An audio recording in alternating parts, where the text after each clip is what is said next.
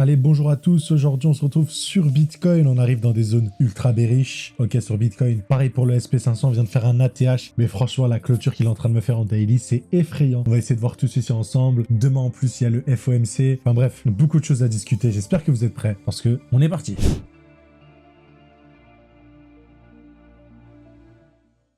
Les amis, on commence tout de suite ici sur le Bitcoin. On est venu, donc ici c'était une distribution, mini-distribution, on a cherché la tiers. On est revenu ici. Malheureusement, comme je vous l'ai dit, ce qui confirme dans la haute time frame qu'on est dans une grosse distribution, c'est la cassure de ce lot-là. Au final, on ne l'a pas cassé, ça n'a pas confirmé la grosse time frame. Et ici, en plus, ce qui est assez cool, hein, je vous avais dit, c'était sur du 1 heure. C'est que très vite, le momentum est repassé bullish dès qu'on a cassé ce niveau-là. Donc après, on savait qu'on allait faire des plus hauts et que du coup, on allait, prochaine target, c'était ces niveaux-là. Ce qu'on a exactement fait, c'est créer un support et des EQL à ce niveau-là. Donc on sait que ce niveau va être chassé, qui va attirer le prix, qu'on verra quand est-ce qu'on verra ça, mais on sait que on a le prix dans tous les cas qui sera attiré dans cette zone-là, parce qu'il y a des liquidités à venir chercher, et on n'oublie pas, on avait aussi entouré cette supply-là, donc en 4 heures. Donc on n'est pas revenu dedans, par contre on est venu chercher parfaitement ce high-là. Ce high-là pourrait suffire, hein, on pourrait avoir, typiquement, ça peut suffire de récupérer ce high-là pour la distribution et repartir. Ça c'est quelque chose qui est envisageable. Pour ma part, à l'heure actuelle,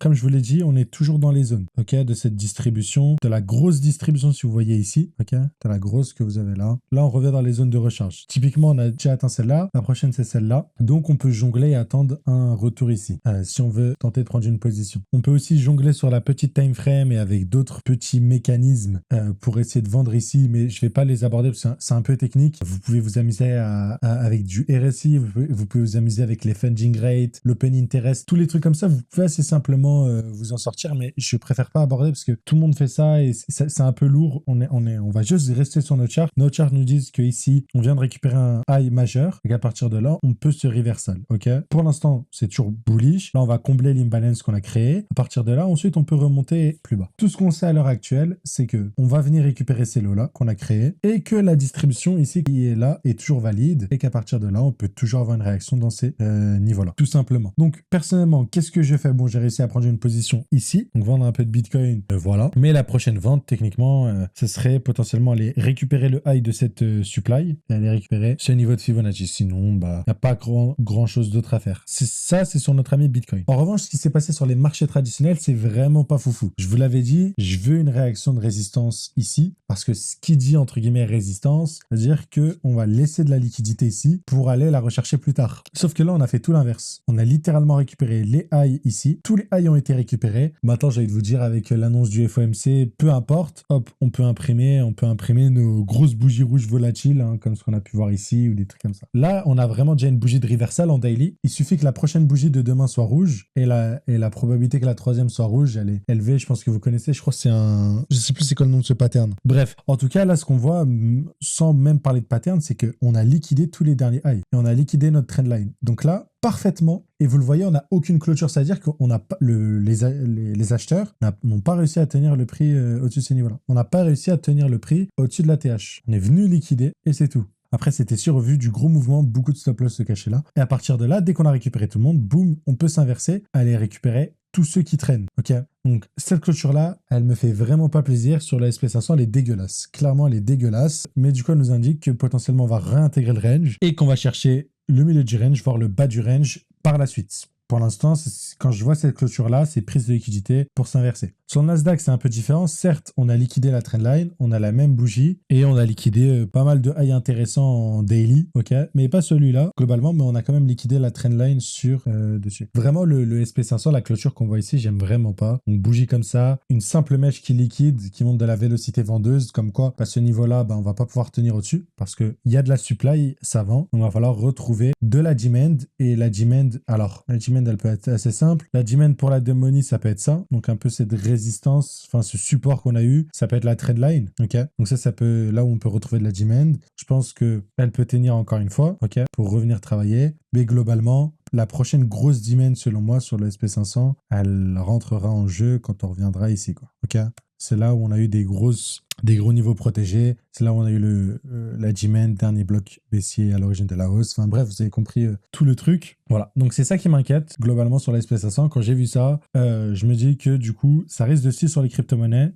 C'est pas corrélé à l'instant T, donc on peut avoir ça, comme je l'ai dit, ou comme ça sur le Bitcoin. Mais globalement, tout semble, pour moi, encore une fois, tourner vers le bas. Ok. Sur les cryptos, je vous ai dit, pour moi, on est potentiellement sur une réaccumulation. Ok, ça, je n'oublie pas ce scénario. Sauf que à l'heure actuelle, pour moi, je tends plus vers le scénario de réaccumulation, avec encore un spring plus bas pour ensuite repartir. Ok, donc re-regardez le brief hebdo, tout simplement. D'ailleurs, si vous n'êtes pas familier avec tous ces concepts de FVG, G-Man, Gimbalance et tout ça, vous pouvez directement récupérer l'information sur gzcomposite.com, les bases des smart money concepts, assez simple, prénom, et donc voilà, vous récupérez tout ce qu'il vous faut. Globalement, ces 3 vidéos, vous allez en recevoir une chaque jour, et il y a même des crypto-pépites qu'on a dans notre portefeuille, qu'on vous partage. Donc si jamais ça vous intéresse, vous pouvez aller checker tout cela. Et pour aller plus loin, bien évidemment, rejoignez directement l'école, vous pouvez réserver un appel, il n'y a pas de closer, c'est nous directement qui répondons à votre appel pour voir si vous avez un bon profil, pour voir ce qu'on peut vous apporter. Et le but, c'est de vous accompagner pendant une année et de vous apprendre les smart money concepts avec l'aide d'un e-book, des live Zoom. Donc voilà, on est 5-10 maximum en live Zoom la plupart du temps. Pour ceux qui sont pas là, vous avez les rediffusions, mais voilà, c'est une fois par semaine. Donc voilà, ça fait 4 lives par semaine. Chaque live, c'est environ 1h30. Donc voilà, mensuellement, ça vous fait quand même joli quota. Ça vous fait 6 heures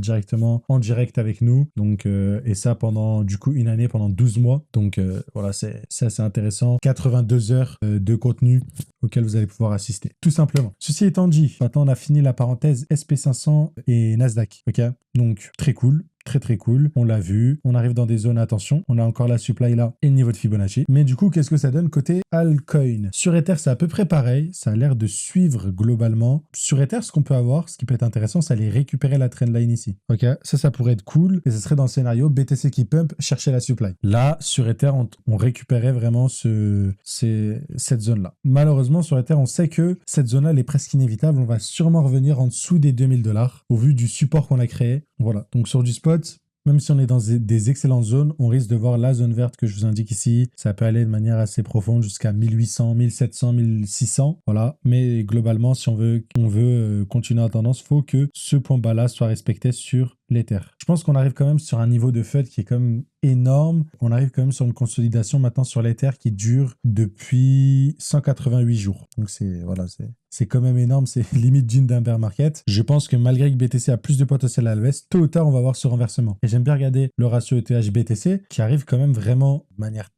qui lâche déjà beaucoup de liquidité, hein, grosse trendline. Je pense qu'on va tous les bitcoins maximalistes un jour ou l'autre, ça va s'inverser parce que, bon, je regarde la market cap de Bitcoin, je vois pas quelle part de marché en plus il va pouvoir récupérer. On a 58% de dominance techniquement. C'est là où vous faites un peu contrariant, chercher à diversifier, arbitrer avec d'autres actifs. Mais globalement, vous le voyez là. Là, on a beaucoup de high pas touchés et je pense qu'on risque de s'inverser. Donc cette demand de tien, on commence à revenir dans des gros niveaux si vous voulez. Au niveau du Fibonacci, on est sur les derniers niveaux 0,786 et on est dans la dernière demand. Globalement, j'ai envie qu'on voit une réaction du prix à ce niveau-là. Au moins, c'est dit.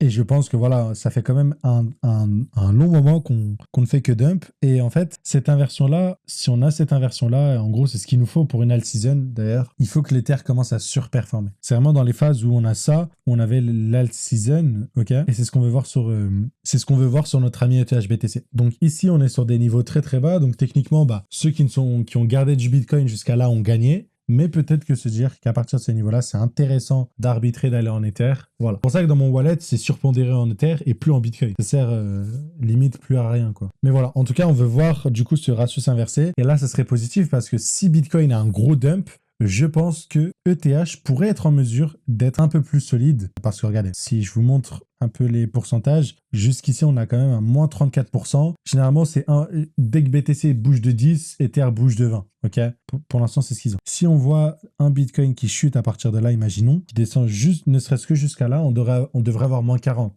Ce qui nous amènerait en dessous des 1500 potentiellement sur l'Ether. Ça me paraît encore une fois très difficile, c'est pas impossible, mais voilà. Du coup, il va falloir avoir soit une certaine forme de décorrélation, soit on vient de déconstruire tout le début de cycle qu'on a eu, et en fait, au final, on n'a pas eu de cycle. On est toujours resté en phase pas de bear market, mais de consolidation. En tout cas, sur beaucoup d'alts, c'est le cas. Et en fait, il s'est rien passé globalement. Comment dire, aucune valeur qui n'a été créée. Et en fait, on revient. Vous avez vu tout ce range-là d'accumulation, qui est le beau range pour accumuler de l'Ether. Certes, on a eu un excès à la hausse, on a tout retracé et on revient ici. Et maintenant, on stagne. Jusqu'à le prochain truc. Ok. Ça, c'est quelque chose qui est possible. Ça voudrait dire que ce début de cycle qu'on a eu, c'était totalement fictif. On s'est excité sur des narratifs IA. C'était totalement n'importe quoi pour la plupart. Certes, il y en a bien qui sont sortis du lot, mais on l'a vu, ça, à ces niveaux-là, ça, c'est du n'importe quoi. Donc, on l'a vu sur Tao qui monte à $800. On l'a vu avec des Akash qui montent à $7. Donc, ça commence à devenir n'importe quoi. Il faut que la valeur s'installe dans le temps. Il faut du temps. On l'a vu du côté marché traditionnel avec Nvidia, qui fait x10 en même pas 4 ans. En 2018, bref. Si on regarde la chose comme ça, il est possible qu'on ait fait du grand n'importe quoi et qu'il n'y ait pas grand-chose qui évolue en soi, globalement. Donc ça, c'est aussi une possibilité. Ce que je ne pense pas, c'est pour ça que, personnellement, j'accumule de l'Ether dans ces zones-là pour repartir. Mais je suis vraiment prêt à l'éventualité où, vraiment, ce qui sera annoncé demain, même si baisse des taux, je ne sais quoi, comme beaucoup pourraient le prétendre, ce sera positif. Pour moi, c'est surtout annonce d'une récession. Pour moi, tous les signes montrent des récessions. Dans ces phases-là de récession, je pense pas qu'on aura des gros dumps. Je pense qu'on aura juste des phases consolidantes, comme je vous l'ai dit sur le SP500. Si on regarde globalement hein, sur du weekly, le range que je vous ai montré, je pense qu'on va travailler dans cette zone assez longtemps. On peut dessiner plusieurs ranges hein, si vous voulez. Je vais vous le montrer comme ça. Donc voilà, je vous ai mis plusieurs ranges. Donc globalement, pendant cette phase de récession, on va consolider dans ces trucs-là. Mais quand tu regardes sur du weekly, donc là, ça nous renvoie peut-être à septembre 2025 dans un an, quoi. Globalement, si on est en train de range dans cette zone-là, quoi, je vois que on n'appelle pas ça trop un bear market. C'est un peu moins là, quoi. Donc là, on peut moins 27. On sera sur le même ordre potentiel. Enfin, potentiellement, si on a un dump très aigu qui revient là, et quand bien même on revient jusqu'ici, on n'est même pas sur les mêmes niveaux qu'on a pu connaître ici. On n'est même pas sur les mêmes niveaux qu'on a pu connaître en 2020. On n'est pas sur les mêmes niveaux qu'on a pu connaître peut-être en 2008. Ok. Je pense pas qu'on est sur ce genre de gros crash. Je pense qu'on est vraiment sur ce genre de consolidation où ça va range. On va s'amuser avec vous. Et globalement, il n'y a rien qui va changer. Ce sera ce type de récession, pas vraiment des gros crashs ou je ne sais quoi, comme ce qu'on a pu voir en 2008 ou le Covid ou je ne sais quoi. Et même pareil pour les taux d'intérêt, certes ils vont être baissés, mais on reste toujours à 5, on est toujours à 5, on est toujours au-dessus des 5% de taux d'intérêt globalement, donc il n'y a pas grand-chose qui va bouger en réalité. Je vous dirais même que la vraie inflation, si on regarde pas toutes leurs métriques, là on regarde, si vous regardez la métrique que la Fed utilise pour l'inflation, etc., qui est un peu, comment dire, bon, c'est un peu du mytho, dans le sens où on peut faire l'expérience assez simple, quelque chose de plutôt intuitif. Regarde un Américain maintenant, il y a 10 ans, ce qu'il pouvait faire avec $1000, c'est pas la même chose. Même l'inflation est redescendue à 2% ou je ne sais quoi. Dans les faits, dans la pratique, c'est pas la même chose. Donc tu sais qu'il y a un décalage entre la réalité des choses et les chiffres annoncés au niveau de l'inflation. Donc on est vraiment dans un environnement où, bon, les taux ils vont baisser un tout petit peu, ce sera ultra inflationniste, et il y a plus de buzz, il y a zéro hype. Donc ça va être un peu des marchés pas très sexy, en mode récession quoi, c'est clairement ça. Et donc je pense pas qu'en récession on aura des gros dumps, et je pense que sur nos cryptos on peut avoir des consolidations, voire repartir, parce que c'est vraiment une belle alternative au système traditionnel des crypto-monnaies. Un jour ou l'autre, on aura ce reversal où la corrélation va s'arrêter, je pense. On n'aura plus cette corrélation. Ce sera le jour où, si vous voulez, les cryptos auront accompli leur mission. Voilà. Mais globalement, dans l'environnement dans lequel on arrive, pour l'instant, j'ai pas envie d'être ultra bearish ou je ne sais quoi. C'est pas propice à pump.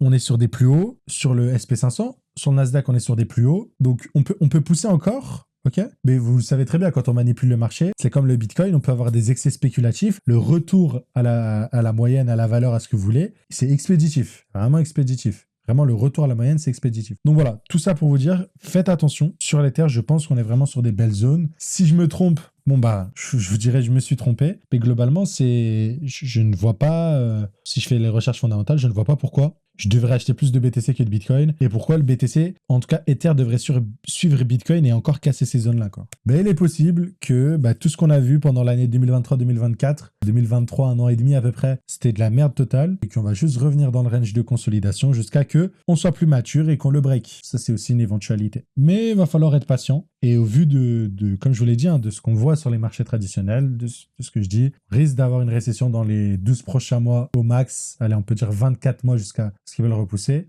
Mais on risque d'avoir quelque chose de pas joli. Ce qui peut être positif, ok, et j'ai vu beaucoup de monde sortir cette théorie, oui, la baisse des taux, la Fed va imprimer de l'argent pour aider tout le monde. Ça, c'est faux. Hein.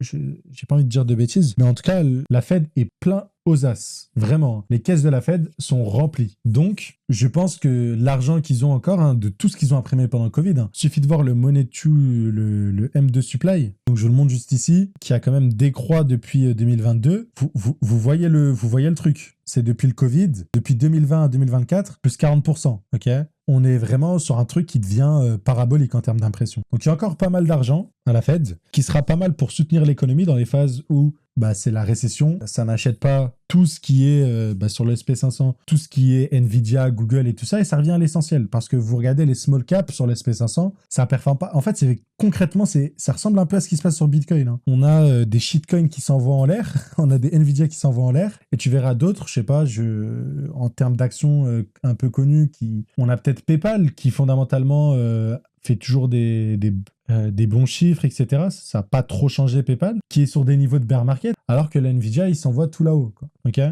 et t'en as plein comme ça. Et pareil, je voulais vous parler du Hang Seng hier. Donc, hop, vous pouvez le regarder ici. Pareil, on est vraiment sur des niveaux les plus bas. Donc, il y a vraiment c'est vraiment deux mondes parallèles. Une dichotomie entre la tech américaine et ce qui se passe à côté.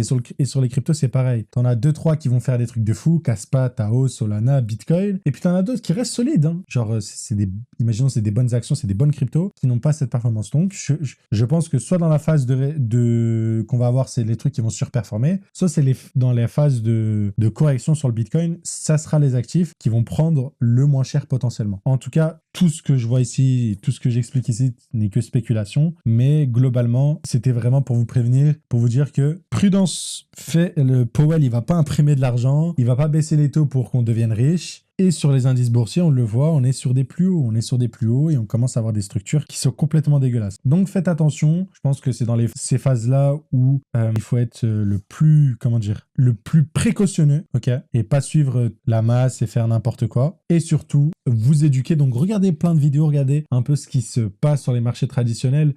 Vous avez l'IA, vous avez ChatGPT, vous pouvez lui demander c'est quoi ces mécanismes, pourquoi la baisse des taux, en quoi la baisse des taux elle affecte le marché, pourquoi cette fois-ci, quelles sont tes théories, pourquoi, comment, est-ce que tu as des études. Vous voyez tout ce que je veux dire, vous avez vraiment beaucoup de ressources à votre portée, il saura vous l'expliquer. Et encore une fois, les obligations du Trésor américain, on le voit ici, continuent à croître, on est toujours dans ce pattern d'accumulation, on en parlait. On parlait du fait qu'on voulait chercher cette zone-là. On continue d'avoir des gens qui dérisquent et qui viennent sur le monde du Trésor américain. Donc on va suivre ça de très près, mais globalement ce que je peux dire c'est qu'il y a une récession qui arrive. J'attends toujours, hein, n'oubliez pas, j'attends toujours ce dernier pump, que ce soit ici sur Ether, sur BTC, et s'il se dépêche pas et qu'on commence à avoir des trucs vraiment pas jolis sur le SP500, le Nasdaq et tout ça, ils vont suivre, on est haut du range, je pense pas qu'on va breakout, il y a tout le monde qui va s'exciter, vraiment c'est le scénario parfait pour piéger tout le monde ici. C'est demain FOMC baisse des taux ou ultra bullish, en plus on a breakout, oh là là ultra bullish, j'achète, boum, tout le monde se fait rect, on imprime, hop, un marteau ici, demain gros chandelier rouge, et c'est parti, on revient bas du range, enfin milieu du range, voire bas du range. Donc il va falloir suivre ça de très près les amis, voilà. Globalement, overall, je reste toujours bullish sur les crypto-monnaies à l'avenir, mais je l'ai dit, je me méfie et je prépare une poche de stablecoin pour acheter en dessous de ces niveaux-là sur BTC. Dernière chose, et qui est ultra important, et ça je tire la sonnette d'alarme, c'est sur Bitcoin, la supply sur les exchanges est au plus bas. Les Bitcoins sont achetés sur les exchanges et envoyés sur des wallets, c'est positif. Par contre, l'order book sur Bitcoin est vide et la volatilité qu'on va avoir sur cet actif, qu'on a déjà d'ailleurs mais qu'on risque de voir, va être complètement délirante. Là, j'ai tourné une vidéo pour vous donner un ordre d'idée. On est un mardi. Ok, on est un mardi. Donc, ce potentiel high dont je vous ai parlé, je vous dis, j'ai vendu. Au début de la vidéo, on était à 60 500 ou même un peu plus haut. On a déjà perdu $2000 sur le Bitcoin. Ok.